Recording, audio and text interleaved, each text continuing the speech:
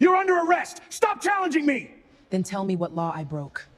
You don't question my authority! You're afraid to answer.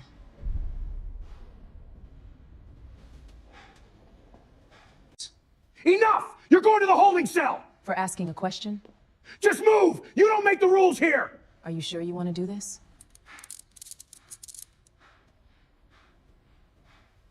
The handcuffs closed around her wrists with a cold, mechanical click, the sound echoing longer than it should have in that quiet marble lobby. Sheriff Dorian Kessler stood over her, his voice flat and final, the voice of a man who had said the same sentence 100 times before to 100 different people. You're under arrest for resisting authority. The woman did not beg. She did not raise her voice. She simply looked at him, steady and unhurried, and asked a single quiet question that seemed to hang in the air far longer than 4 words should. Are you sure you want to do this? Kessler smirked, called her difficult, uncooperative, and ordered her taken to a holding cell without another word. He had no idea that the woman standing in front of him was not an ordinary citizen, that the calm in her eyes was not fear waiting to surface, but patience, waiting to be proven right. Less than 10 minutes later, the phone at the front desk of the sheriff's office began to ring, sharp and insistent, cutting through the low hum of the morning shift. A voice on the other end announced itself with 4 words that would change everything that Kessler thought he understood about that day, about his authority, and about the woman he had just placed in a cell, without asking a single real question. This is the White House Situation Room. The lobby of the Redmont County Administrative Building smelled like old paper and cheap coffee, and at 9 in the morning it was nearly empty except for a woman standing at the front counter, waiting. Her name was Zariah Voss, 39 years old, dressed in a plain gray coat, her posture calm but unmoving, like someone who had learned long ago that stillness was its own kind of power. She had come to request access to a set of public records, documents she believed she was legally entitled to see, and she said so clearly, without raising her voice, without repeating herself more than necessary. The clerk behind the counter shifted uncomfortably, glanced toward a back office, and said the files were unavailable, that she would need to come back another day, that the request required additional approval that no one behind the counter could actually name. Zariah did not argue.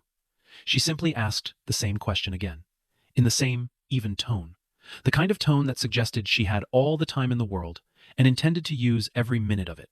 Which statute allows you to deny me access? No one answered.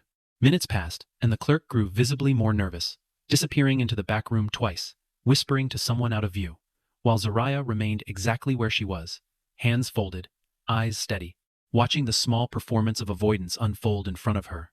Without so much as a shift in her weight, she was not shouting. She was not making a scene. She was simply refusing to leave until someone gave her an actual reason. And in a small county office, unaccustomed to being questioned, that refusal alone was enough to summon a man in uniform. Sheriff Dorian Kessler stepped out from behind the door, 52 years old, broad-shouldered, used to being obeyed the moment he entered a room. He did not ask what had happened. He looked at Zariah for exactly 2 seconds and decided, without evidence, that she was the problem, the way he had decided about dozens of people before her over the course of his career. You're causing a disturbance, he said, and Zariah calmly asked him to state the legal basis for that claim.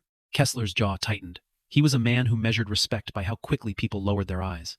And Zariah was not lowering hers, was not offering him the small, familiar surrender he expected from everyone who walked through that door. You're making this harder than it needs to be, he told her, and she answered without flinching, without the slightest change in her tone. I'm asking a question you don't want to answer. That was the moment everything shifted, the moment the room seemed to hold its breath. Kessler ordered her hands behind her back.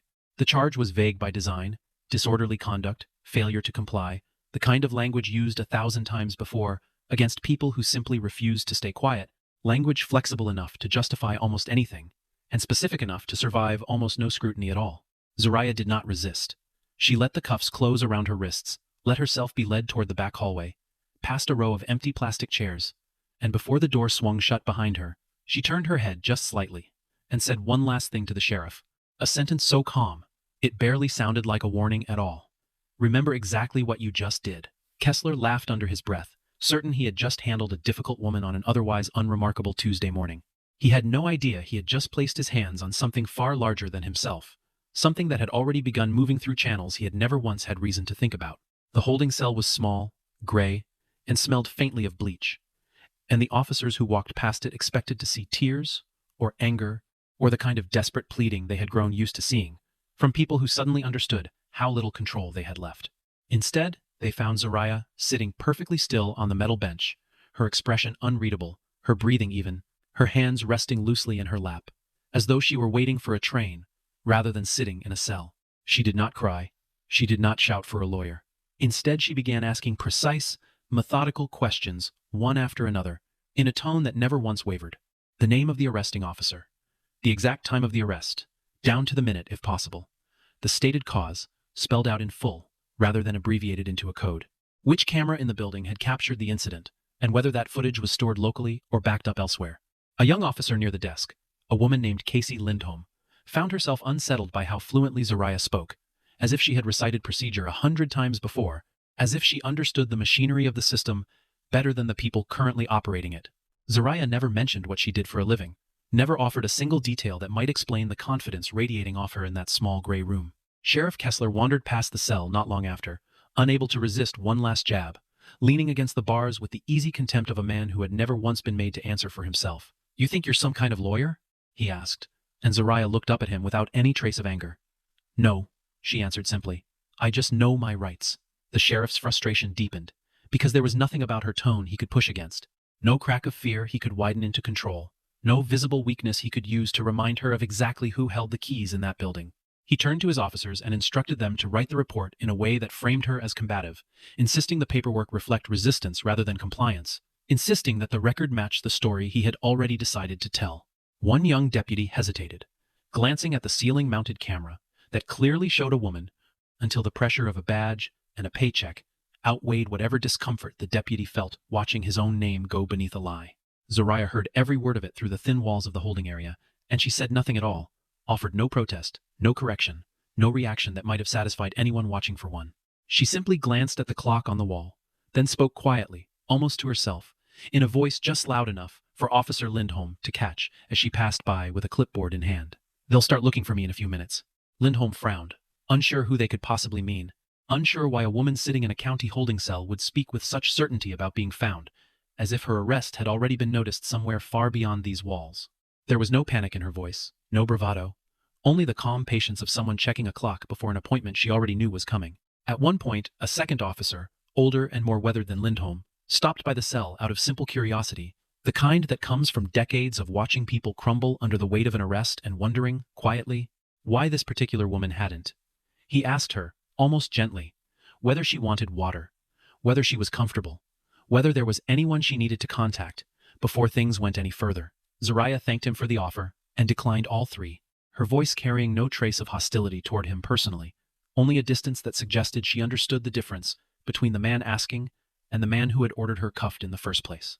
"You're not the one I have a problem with," she told him, and the officer, unsettled by how easily she separated the individual from the institution, walked away without quite knowing what to do with the sentence. Lindholm lingered a little longer than the others, drawn by something she couldn't name, some instinct telling her that the woman in the cell understood far more about the machinery of law enforcement than any ordinary detainee had reason to. She noticed the way Zariah tracked the movement of every officer who passed, not out of fear, but out of habit. The way someone might note the exits in an unfamiliar room without ever needing to use them. When Lindholm finally asked, hesitantly, whether Zariah had done this before, meaning the arrest, meaning the questions, meaning all of it, Zariah only offered a small, unreadable smile and said nothing further, leaving the younger officer with more questions than she had walked in with. Then, somewhere down the hallway, a phone began to ring, sharp and insistent against the quiet of the station, and something in the sound made even the seasoned officers pause mid-motion, as though some instinct older than procedure told them this call was different from every other call that had ever come through that line. The front desk phone rang 3 times before the dispatcher on duty, a young man named Peter Ashworth, finally picked it up, expecting a routine call about a fender bender or a noise complaint on the far side of the county. Instead, a composed, unfamiliar voice asked a single, pointed question. "Is Sheriff Dorian Kessler available?" Ashworth said he would check, and the voice on the other end offered no name of its own, only 4 words that made his stomach tighten in a way he could not fully explain even later, when he tried to describe it to the others.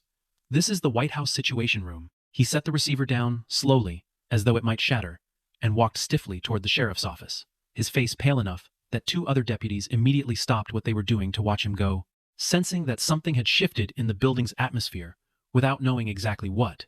Kessler took the call with visible irritation, certain it was some kind of prank orchestrated by a bored deputy or a disgruntled resident with too much time on his hands and too little respect for the badge. The voice on the line, however, was measured, unhurried, and entirely without humor, the kind of voice that did not need to raise itself to be taken seriously. "Release the woman currently in custody," it said.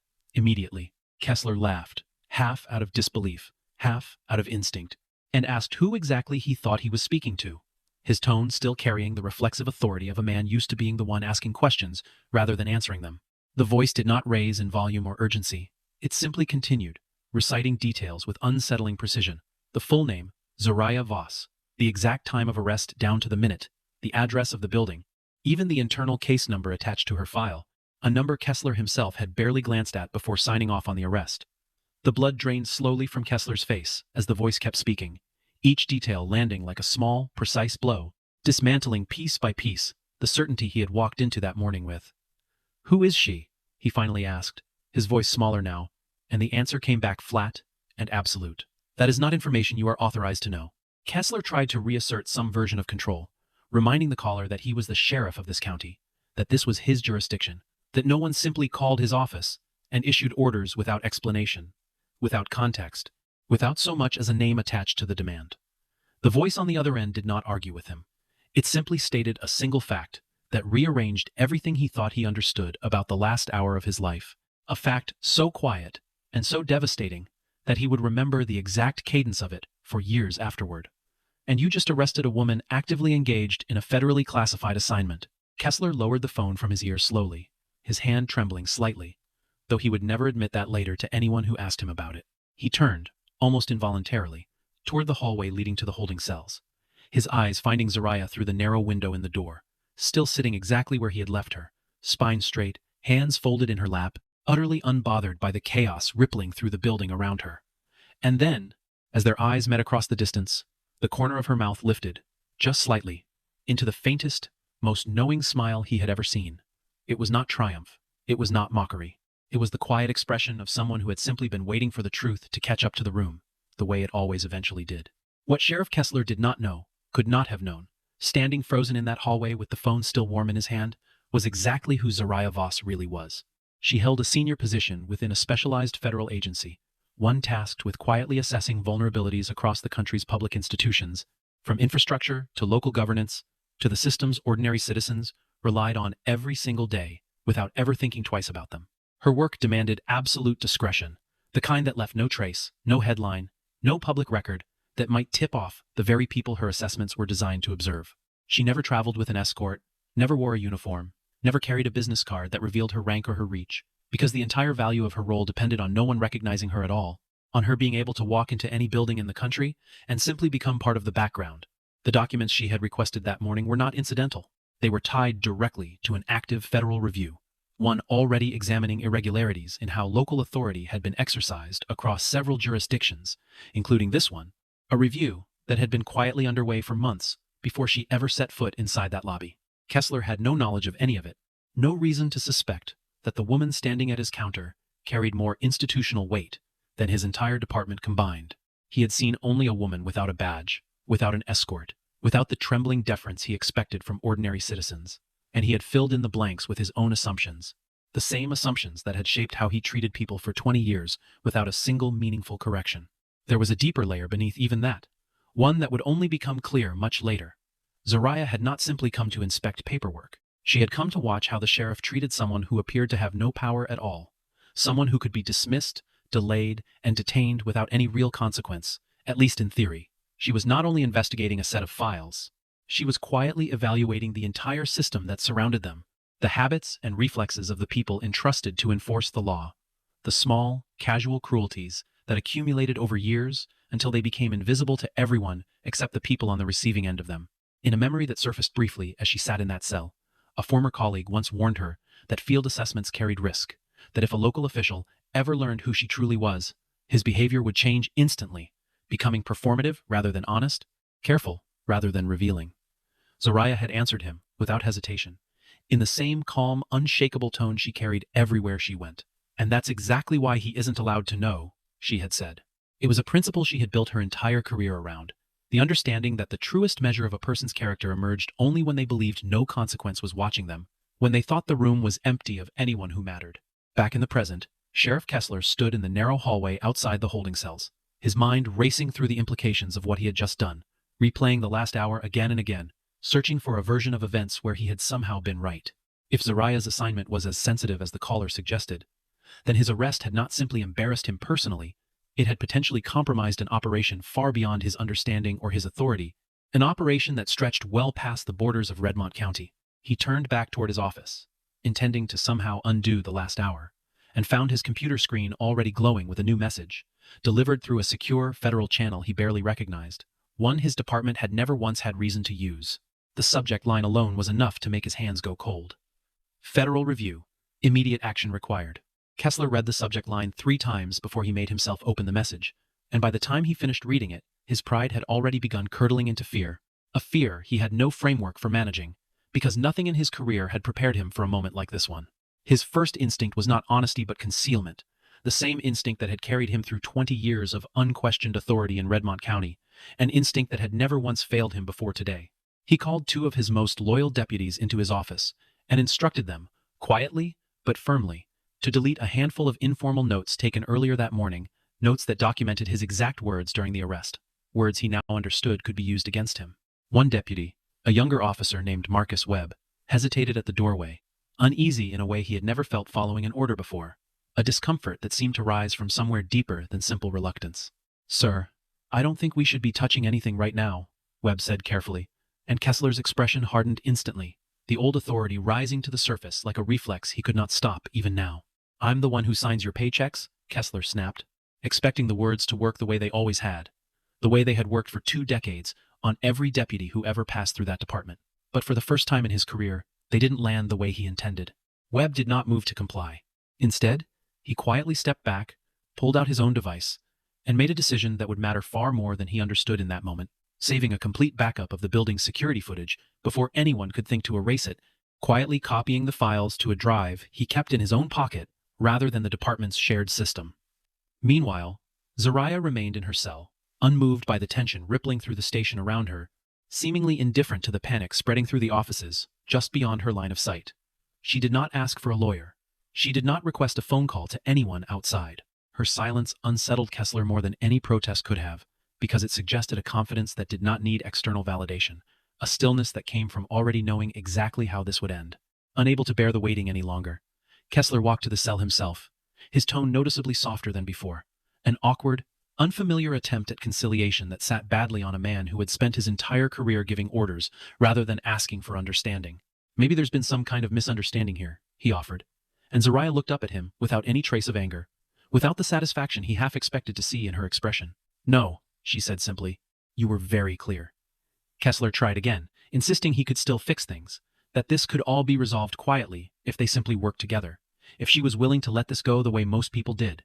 Zariah's response was measured, almost gentle, but it cut through his excuses completely, leaving him with nowhere left to stand. "You're trying to manage the consequences," she said, "not the cause." Then she made a single, specific request, one that would prove far more damaging to him than he could have anticipated in that moment. She asked to see the official arrest report, the one Kessler himself had signed off on less than an hour earlier, and reluctantly, with no legal ground to refuse her, he handed it over, his hand hesitating for just a second before releasing the pages.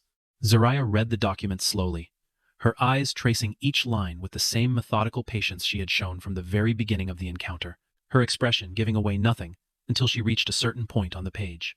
Halfway down, her gaze stopped. Something in the wording did not match what she remembered saying, what she remembered doing, what the room full of witnesses and cameras would have recorded only an hour before. She lifted her eyes from the paper and looked directly at Kessler, her voice quiet, deliberate, and utterly without malice, which somehow made it worse than if she had shouted. "Sheriff," she said, "who told you to change this line?" Kessler denied it immediately, his voice rising just slightly, insisting the report reflected exactly what had happened, that nothing had been altered, that she was mistaken about a document he had personally reviewed. But Officer Marcus Webb, standing quietly nearby, had already anticipated this exact moment, and he produced the earlier draft he had discreetly saved before Kessler's revisions were made, sliding the printed page across the desk without a word. The 2 versions were placed side by side for everyone in the room to see, and the difference between them was impossible to explain away, impossible to reframe as simple clarification or clerical correction. The original draft stated plainly that Zariah had not resisted at any point during the arrest, that she had complied fully with every instruction given to her. The revised version, the one bearing Kessler's signature, claimed she had physically resisted the arresting officers, a claim contradicted by both the footage and the deputies who had actually been present in the room that morning. It was no longer a matter of poor judgment or an overzealous arrest. Altering an official report to misrepresent the facts of a detainment was a far more serious offense, one that carried legal consequences of its own, separate entirely from whatever mistakes had led to the arrest in the first place. Another call came through from the federal line not long after, and this time the voice on the other end did not bother with pleasantries, did not soften the message the way it had earlier that morning. "We've received the complete footage," the caller stated, and Kessler, his throat suddenly dry, asked the only question he had left to ask. "What do you want from me?" The answer came back simple, immovable, and devastating in its clarity. 4 words that seemed to settle over the entire room, like a verdict already handed down. The truth. Later that day, someone from the federal team asked Zoraya directly whether she intended to pursue formal charges against the sheriff personally, whether she wanted him prosecuted for what he had done to her that morning. She did not answer right away. She sat with the question for a long moment, staring past the person asking it, as though she were looking through the walls of the building itself towards something much larger than this single office, this single county, this single day. When she finally spoke, her answer reframed the entire situation into something larger than her own experience, something that reached back years before she had ever walked through those doors. "I want to know how many people this happened to before me," she said, and the room fell silent, because everyone understood, almost instantly, that the story was no longer only about one arrest, one sheriff, one difficult morning that had gone sideways in an administrative lobby. It was about a pattern, something that had been quietly repeating itself for years, without anyone in a position to notice ever bothering to look closely enough. At Zoraya's request, federal investigators began pulling records from years back, cross-referencing arrest logs against the vague, familiar language that had justified them, sifting through box after box of paperwork that had never been meant to be read together as a whole. The phrases repeated themselves with uncomfortable consistency across file after file: being difficult, failure to comply, disrespecting authority. These were not legal terms. They were excuses, dressed up to look official, used again and again to justify detaining people who had simply refused to be intimidated into silence. People whose names investigators were now reading aloud for the first time in years. Many of those cases never went anywhere, because the people involved lacked the money for a lawyer, lacked the connections to push back, lacked anyone willing to listen when they said the arrest had never made sense in the first place. A young man arrested for asking why his car had been towed. An elderly woman detained overnight for questioning a citation she believed was issued in error. A teenager held for hours after refusing to apologize for something he insisted he had never done. Kessler had dismissed each of those cases individually over the years, filing them away as minor incidents, nothing worth revisiting, nothing that reflected poorly on him or his department, nothing that kept him awake at night. Now, laid out together, cross-referenced by date and by officer and by outcome, the individual incidents stopped looking like isolated judgment calls and started looking like something far more troubling: a consistent method of control disguised as routine policing, a habit so ingrained that no one inside the department had ever thought to question it. Kessler, faced with the scale of what investigators were uncovering, tried to shift blame downward, insisting his deputies had acted on their own initiative in several of the older cases, that he had simply trusted his people to make reasonable decisions in the field. The records told a different story. His signature appeared on the majority of the approvals, page after page, year after year, in handwriting that grew more confident with each passing case. Investigators found a case from nearly 9 years earlier involving a man named Thomas Riley, arrested outside a grocery store after asking an officer to explain why his vehicle had been searched without his consent. The report from that day used almost the exact same language that would later appear in Zoraya's file. The same accusation of failing to comply, the same insistence that the citizen in question had been combative when no footage from the period supported the claim, because at the time, none of the department's cameras had even been functioning correctly. Riley had spent 2 nights in a cell before the charges were quietly dropped, and he had never received an apology, an explanation, or so much as an acknowledgement that anything about his arrest had been unusual. There was another case, more recent, involving a young mother named Denise Calloway, detained for nearly 6 hours after she refused to sign a citation she believed had been issued to the wrong vehicle entirely. Investigators found her original complaint buried in a filing cabinet, stamped and forgotten, never escalated, never reviewed by anyone above the rank of desk sergeant. When one of the federal investigators finally reached her by phone to inform her that her case was being reopened, she was quiet for a long moment, before asking a single question that stayed with everyone who heard about it afterward. She wanted to know if anyone would have ever looked at her file again, if the woman from the White House call hadn't been arrested first. Zoraya confronted him directly. Once the pattern became undeniable, standing across from him in a room that no longer belonged to him in any meaningful sense, a room that already felt like it belonged to someone else. Power isn't measured by how many people are afraid of you, she told him, her voice carrying none of the anger the moment might have justified, only a kind of exhausted clarity that landed harder than any accusation could have. Kessler tried, weakly, to explain himself, to describe the pressure of the job, the expectations placed on him by a county that wanted results, and wanted them quickly, that measured his success by how orderly the streets appeared, rather than how fairly they were policed. You don't understand the pressure I've been under, he said, and Zariah answered without hesitation, without softening the truth to make it easier for him to hear. I understand it, she said, but pressure doesn't give you the right to turn a citizen into a criminal. Within hours, an emergency suspension order arrived through the same federal channel that had first called the station that morning, and Kessler realized, standing alone in his office with the document trembling slightly in his hands, that the ground beneath him had already given way, that there was no version of this story left where he walked away unchanged. The suspension took effect almost immediately, and by the following morning Kessler's access to the department's internal systems had been fully revoked, his badge quietly logged into an evidence locker, rather than clipped to his belt for the first time in over 20 years. A federal review team arrived at the station within days, moving through the building with a quiet efficiency that felt almost surgical, interviewing deputies one by one in a small conference room that had once been used for nothing more dramatic than budget meetings and shift schedules.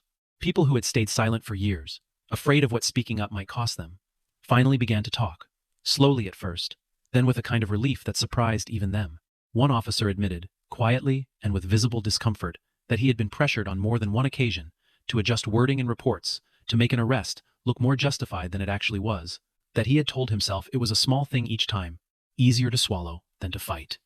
Another deputy came forward with internal emails, ordinary in appearance but damning in content, that showed a pattern of instructions passed down from Kessler over the years, emails suggesting which kinds of citizens were worth extra scrutiny and which complaints could simply be ignored without consequence.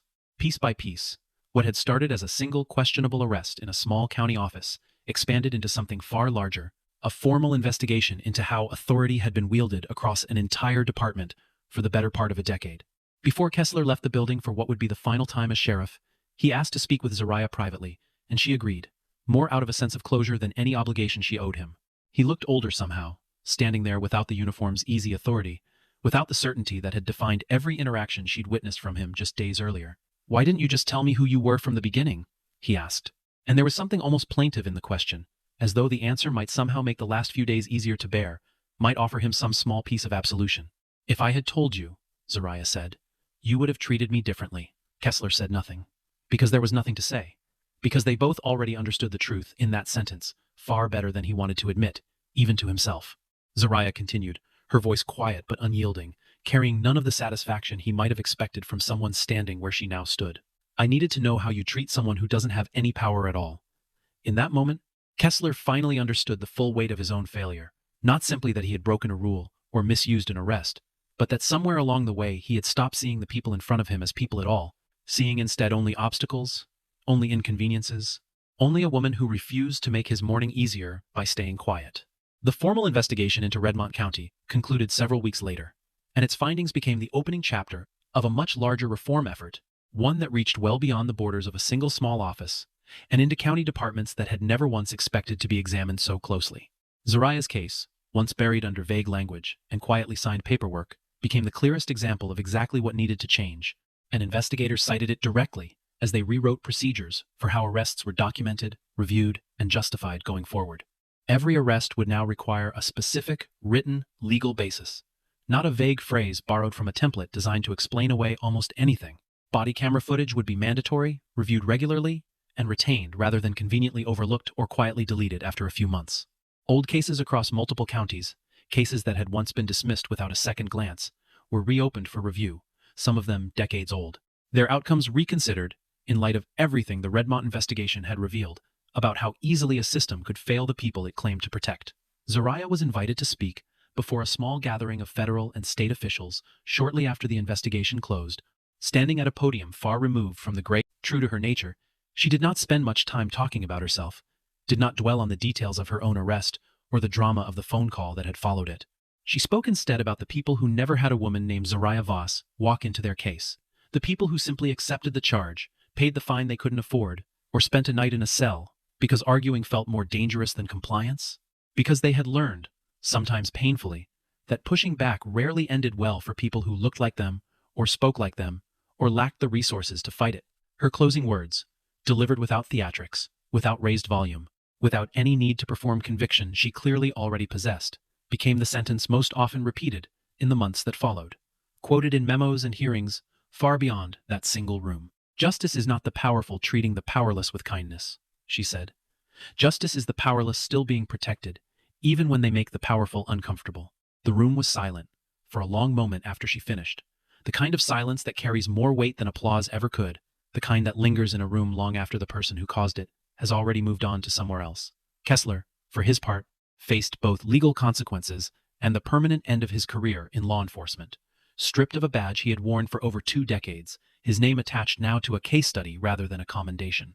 But the story that emerged from Redmont County was careful not to paint him as some singular villain, some uniquely corrupt outlier standing apart from everyone else in his profession. He became instead a symbol, an example of what happens when power is allowed to operate for too long without anyone watching closely enough to hold it accountable. A warning built not from cruelty, but from carelessness, allowed to calcify into habit over the course of 20 unquestioned years.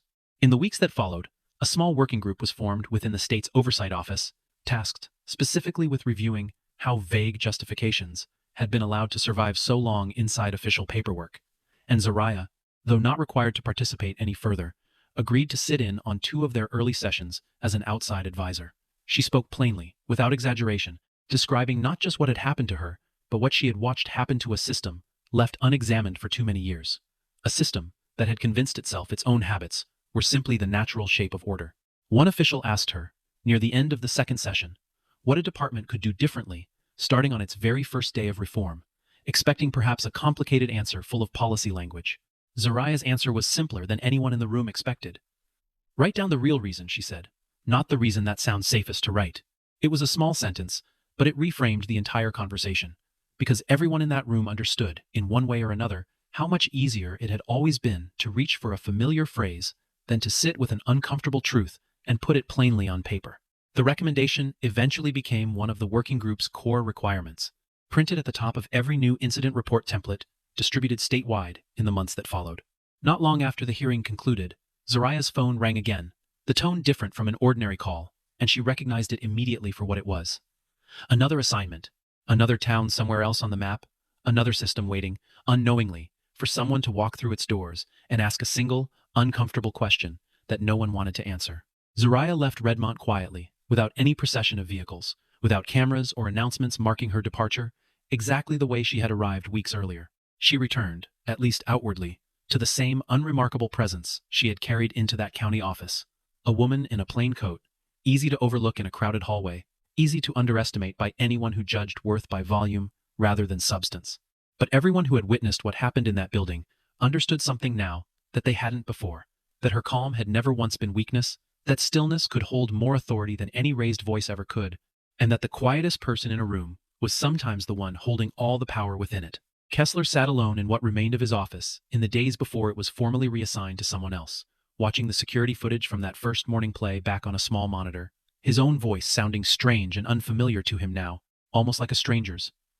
"You're making this harder than it needs to be," the recording said, and he sat with the words for a long time, understanding fully, perhaps for the first time, that the sentence had stopped being an accusation against her and had quietly become evidence against himself. It played on a loop somewhere in his mind, long after the monitor went dark, long after the office had been cleared of everything that had once made it his. Outside the building, as Zariah walked toward a car waiting at the curb, a colleague who had joined her for the final debrief asked whether she believed any of this would actually change anything meaningful, whether one investigation in one small county could really matter in the larger scheme of things. She considered the question carefully before answering, unwilling to offer empty reassurance simply because it might sound satisfying to hear. "Not immediately," she said, "but maybe next time. Someone will remember they didn't have to stay silent." It wasn't a promise of sweeping transformation.